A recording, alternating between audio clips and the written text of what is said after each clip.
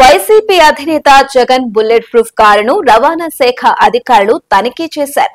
ఇటీవల పల్నాడు జిల్లా రేటపాల పర్యటనలో జరిగిన ప్రమాద ఘటనకు సంబంధించి ఈ తనిఖీ చేపట్టారు.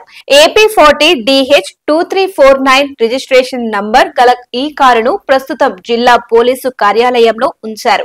ఇటీవల జగన్ రెంటపాలలో పర్యటించినప్పుడు సింగయ్య అనే వ్యక్తి జగన్ ప్రయాణిస్తున్న కారు కింద పడి దురదృష్టవశాత్తు మృతి చెందారు. ఈ ఘటనపై తీవ్ర కలకలం రేగింది.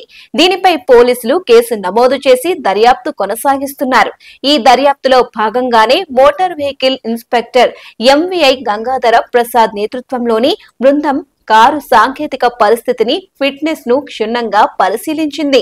తనిఖీ అనంతరం వాహనాన్ని తదుపరి విచారణ నిమిత్తం పోలీసులు ఆధీనంలోనే ఉంచారు. ఈ ప్రమాద ఘటనకు సంబంధించి పోలీసులు నమోదు చేసిన కేసులో జగన్ తో పాటు ఆయన కారు డ్రైవర్ రమణారెడ్డి, వ్యక్తిగత సహాయకుడు నాగేశ్వర్ రెడ్డిలను నిందితులుగా చేర్చారు.